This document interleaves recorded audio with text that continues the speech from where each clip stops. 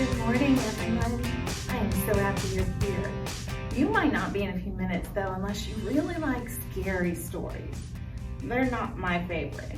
Today's story was kind of hard for me to learn about when I was little, but it shows God's power and it shows God's protection of his people. And so if you'll stay with me, I promise it won't get too scary. Well, let's pick up where we left off last week in the story. Remember Moses? Well, this is even crazier than a burning bush that didn't burn. In Exodus 4:27, God told Aaron to go and meet his brother, who he hadn't seen in a long time, remember? Moses in the wilderness. Well, Moses told Aaron all that had happened.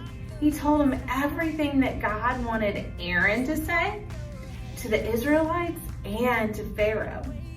They gathered all the elders, maybe the leaders and the Israelite people together, and Aaron spoke all the words, and Moses did all the signs that God showed them. Well, the people believed. Remember, Moses had been worried that nobody would listen to him.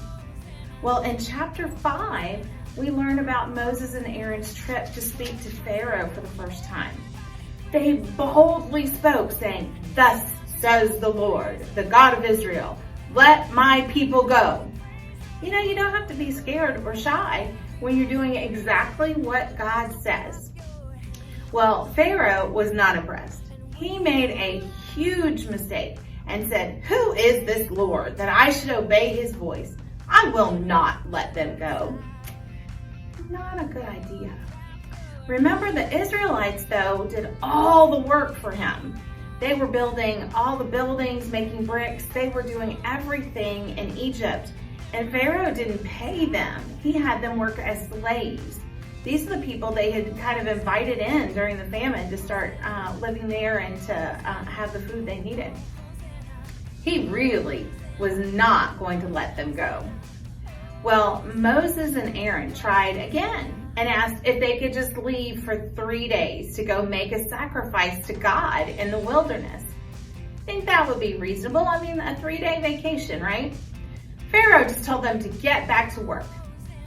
But when Moses and Aaron left, Pharaoh showed his anger that they had bothered him so much, and he told his officials to make the Israelites work even harder. They had to do more work, and they were treated even worse, and it had been very bad before. At the end of chapter 5, we are told that the Israelites were in such bad shape that they got mad at Moses and Aaron because things had become even worse than they had before.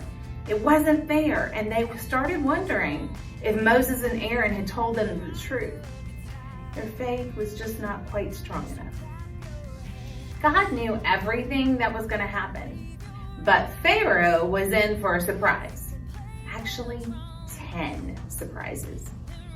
Well, God spoke to Moses again and reminded him of his promise. I bet he was a little discouraged too that Pharaoh just didn't listen. He heard the cries, God had heard the cries of his people, and he was going to deliver the people from slavery and into the promised land. He sent Moses and Aaron back to Pharaoh. He told them what Pharaoh, though, was going to say before he even said it. Pharaoh told them to do some kind of miracle to prove themselves. Well, Aaron took his staff, remember that hooked stick that shepherds use, and he threw it down, and just like Moses, when he had done it in the wilderness, it turned into a serpent. Well, Pharaoh called in his magicians, and they did the same trick. And so Pharaoh thought, I got this. But Aaron's snake ate all the other snakes up to show a sign of strength. But Pharaoh still wouldn't listen. I think that would get my attention. Well, God told Moses and Aaron that the first of the 10 plagues was about to happen. Remember, I said there were 10 surprises coming. They called Pharaoh to meet them by the Nile River the next morning. And while he was watching, Moses and Aaron put the staff across the water and it turned into blood. Gross. Even water that they had collected out of the river and stored in jars by their homes turned blood. This was horrible for the Egyptians. This was the water they drank, they cooked with, they washed with, they bathed in. All of the fish died and the river stank. 7 days passed. Pharaoh, though, had his magicians do the same trick and turn water into blood on a smaller scale, and they could. So Pharaoh just decided not to believe them. But God knew this was going to happen. God told Moses to go ask again. They commanded, "Let my people go." He refused, even though Moses and Aaron told him that the second plague was coming. They warned him. Frogs were coming. God promised that the Nile River would swarm up with frogs. They would come out of the water and just cover the land. So Aaron stretched his arm over the Nile again, and the frogs did. They came up from the river and they covered the land. Gross. Frogs are cute when it's just one, right? Not when there are thousands and thousands all around you. Well, many of the Egyptians believed in a god of frogs. Crazy, right? But the one true God knew how to get their attention and to prove that god of frogs was ridiculous. Every one of the things that happened is tied to a god that the Egyptians worshiped. And God is with a little g. That means it's not our God. They were just things that were made up. Well, this was awful. Pharaoh finally couldn't take it anymore and begged Moses to make it stop. He agreed to let the people go. Finally! So the next day, Moses and Aaron prayed and all the frogs died. That wasn't really the end of it. I mean, they had a bunch of dead frogs laying around. They gathered them up and they put them in piles all over the land. They started to smell again. But Pharaoh did not tell the truth. As soon as those frogs were out of the way, he changed his mind and he said they could not leave. Lying to God. Not smart. Well, Aaron outstretched his arm a third time and gnats came out of the dust and filled the air. Ooh. The magicians could not make this same trick exactly happen this time. Have you ever been outside and a swarm of mosquitoes or bugs flying around, usually kind of at night? Ugh, I can't even imagine. Well, Moses went back to Pharaoh again. This time he warned of the fourth plague, flies. That would probably be kind of similar, right? But no flies were in the area where the Israelites were living.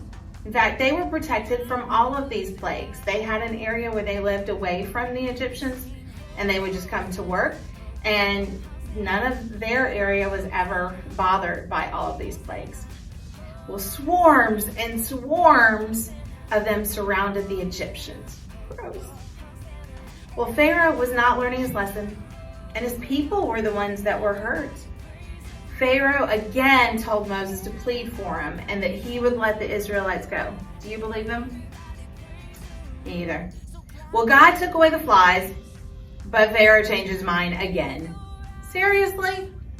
This continued back and forth for several more plagues. The fifth plague was the Egyptian animals. Many of them were killed by the disease, but not the Israelites' animals. Only the Egyptians' animals had a disease and died. The sixth one was horrible. It was these painful and gross sores covered them. They're called boils, covered the Egyptians and their animals.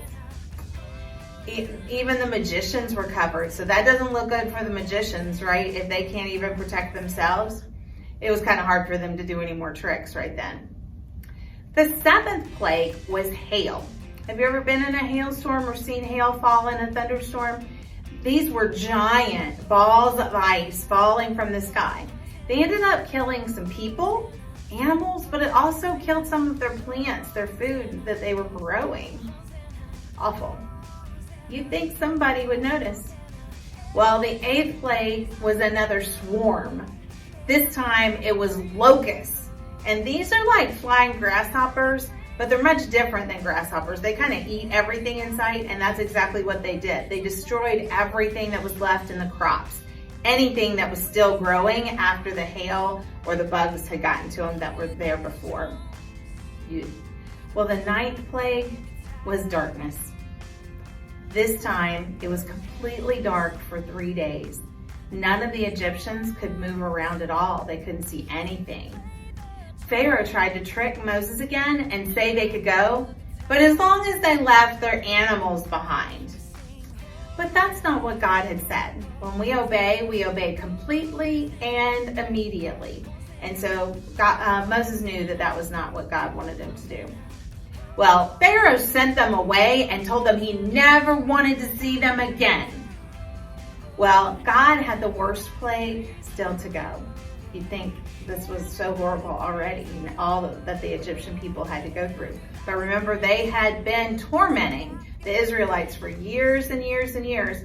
They were not treating them well at all, and they were taking their labor to get rich, and then they were hurting the Israelites. So don't feel too bad for them. Well, Pharaoh caused his people to go through all of this because he refused to listen to God's demands. God told the Israelites to do something that they did, to sacrifice a lamb in order to ask for forgiveness for sins, but this time he told them to do something different. They had a big meal, and they were to take the lamb and the blood from the lamb, and they were supposed to paint it kind of on their doorpost. And that's very odd, right? This was brand new to them, but they did just what God said. Only the Israelites knew to do this though, not the Egyptians. None of them put blood over their doorpost of the lamb. Only the Israelites. We call this the Passover because that night, God passed over the Israelites' houses that had the sacrificial lamb blood on their door, and he didn't hurt anybody in those homes. But God hurt the Egyptian families instead, including Pharaoh's family. He even hurt some of the animals owned by the Egyptians. This time they were crying out in pain. They were hurt. Remember, the Israelites had been crying out to God for a long, long time. But the Egyptians were devastated. Pharaoh had finally had enough. Finally. And he called for Moses and Aaron to come back and told them just to leave, just to go and take their people. Well, Moses had told the Israelites to be packed and ready to go. They didn't even have time to bake their bread. They just grabbed their dough and took it with them so they could bake it when they got away from Pharaoh. So that's exactly what they did. They left super fast. The Israelites were allowed by God to take gold and treasures from the Egyptians and just leave. You think Pharaoh finally learned his lesson? I mean, a lot of bad stuff happened. Surely he did after God showed his amazing power, right? That many times? Well, the Bible tells us over 600,000 men were in the group of Israelites. This was not a small group traveling. Then there were women and children to go with that. They just didn't tell us the count in the Bible. This would have been very hard to move such a huge group of people. But God was with them. This is true for us too. We might not have to move away from Pharaoh or be tied in slavery, but God is with each and every one of us every single moment. The Israelites might have stopped believing because they had such a hard life and had to wait so long, but they didn't. Our faith cannot be based only on God answering our prayers the way we want him to and the second that we ask. That's not how God works. He knows best, and he loves us so much that he wants the best for each of us. In fact, he loves us more than we can imagine.